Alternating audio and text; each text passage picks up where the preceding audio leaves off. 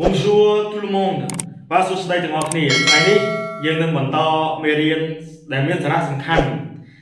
របស់យើងបន្តទៀតណា La négation la forme négative ថ្ងៃនេះយើងមកដល់ចំណុច ne jamais ទាំងអស់គ្នាប្រកាសជាធ្លាប់ជួបធ្លាប់ឃើញហើយប៉ុន្តែអាចនឹងមានអ្នកខ្លះមិនយល់អញ្ចឹងថ្ងៃនេះយើងសិក្សាទាំងអស់គ្នាណា ne jamais យើងបានរៀនរួចមកហើយ ne pas ne plus ប៉ុន្តែ ne jamais ហ្នឹងមិនទាន់ទេណាឥឡូវនេះយើងមើល ne jamais វាជាទម្រង់មួយក្នុងចំណោមទម្រង់បដិសេធផ្សេងទៀត c'est la négation de toujours souvent parfois etc c'est la négation de toujours souvent parfois ne jamais ហ្នឹងគឺជាបដិសេធរបស់ toujours souvent parfois toujours នេះបានន័យថាតែងតែ parfois ហ្នឹងបានន័យថាជាញឹកញាប់សំទោស souvent នេះបានន័យថាញឹកញាប់ parfois ហ្នឹងមានន័យថាម្ដងម្កាលជួនកាលអញ្ចឹង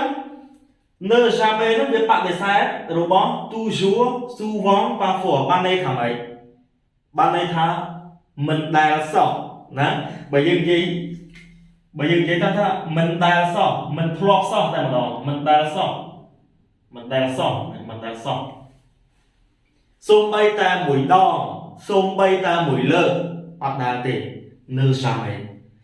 parfois នេះបានន័យថាជួនកាល souvent នេះញឹកញាប់ toujours ហ្នឹងតែងតែដល់ពេលបដិសេធទាំងអស់នេះបានន័យថាមិនដែលធ្លាប់សូម្បីតែម្ដងណានេះ ne jamais ឥឡូវនេះយើងមើលឧទាហរណ៍នេះគឺខ្ញុំលើកឧទាហរណ៍ toujours souvent parfois ហើយខ្ញុំនឹងបញ្យល់ត្រឡប់ទៅវិញអំពី ne jamais ណា je bois toujours du thé le matin je bois toujours du thé le matin ខ្ញុំតែងតែផឹកតែពេលព្រឹកបានន័យថារាល់ព្រឹកហ្នឹងគឺតែមួយកែវណា je bois toujours du thé le matin bois toujours ឃើញទេ toujours តែងតែខ្ញុំតែងតែផឹកតែពេលព្រឹកដល់ពេលផ្ទុយពីតែងតែមិនដែលសោះមិនចឹង je ne bois jamais ឃើញទេបាទ je ne bois jamais លុប toujours ចោលយើងដាក់ jamais មកហើយនេះយើងដូរពី do មក de មក je ne bois jamais de thé le matin អញ្ចឹងខ្ញុំអត់ដែលផឹកតែទេរាល់ព្រឹកហ្នឹងពេលព្រឹកខ្ញុំមិនដែលសោះតែម្ដង je ne bois jamais de thé le matin ne jamais អត់ដែលសោះឃើញទេផ្ទុយពី toujours គឺ ne jamais ហ្នឹងអត់ដែលសោះតែម្ដងអញ្ចឹងអត់ពិបាកយល់ទេមែនទេបាទ je ne bois jamais de thé le matin អត់ដែលផឹកតែទេអត់ដែលសោះតែម្ដងណា ne jamais ហើយកន្លែងនេះទាំងអស់គ្នាកុំឆ្ងល់យីមិនបានមកជឿដាក់ de បដិសេធណាអានេះថា article partitif ហ្នឹងដល់ពេលដូរទៅជាបដិសេធ du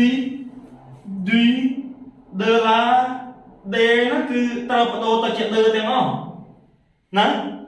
ពេលទៅជាបដិសេធទៅជាទម្រង់បដិសេធអញ្ចឹងខ្ញុំដាក់ du model ហ្នឹងទាំងអស់គ្នាកុំឆ្ងល់នៅពេលដែលយើងបានរៀនអំពីទម្រង់បដិសេធហើយយើងយល់ហើយកន្លែងហ្នឹងនោះណាបាទអញ្ចឹង je ne bois jamais de thé le matin អត់ដែលសោះណាទី2 elle va souvent au cinéma បាទនាងតែងទៅមើលកុនជាញឹកញាប់ណានិយាយថានាងចឹង elle va souvent au cinéma គាត់ទៅមើលកុនជាញឹកញាប់ souvent នេះបានន័យថាញឹកញាប់គាត់ទៅញឹកញាប់ដល់ពេលផ្ទុយពីញឹកញាប់មិនដែលសោះ elle ne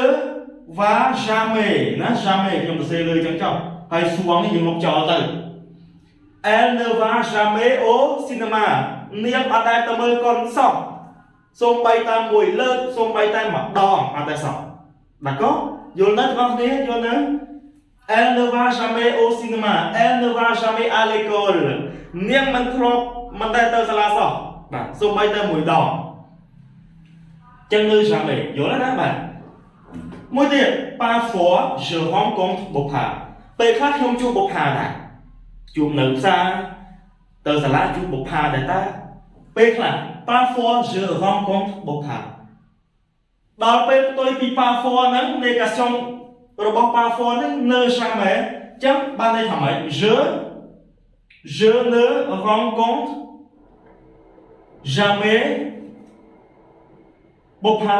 ខ្ញុំមិនដែលជួបបុប្ផាសោះ je ne rencontre jamais បុប្ផាអត់ដែលជួបសោះតែម្ដង je ne rencontre jamais បុប្ផាមិនដែលបានជួបបុប្ផាសោះចឹងផ្ទុយពី parfois ហ្នឹងគឺ ne jamais ឃើញទេ parfois je rencontre បុប្ផាពេលខ្លះខ្ញុំជួបបុប្ផាដែរដល់ពេលផ្ទុយពីពេលខ្លះមិនដែលសោះ ne jamais je ne rencontre jamais បុប្ផាអត់ដែលជួបសោះ on n'entend jamais parler de lui យើងណាយើងមិនដែលឮនរណានិយាយពីគាត់សោះ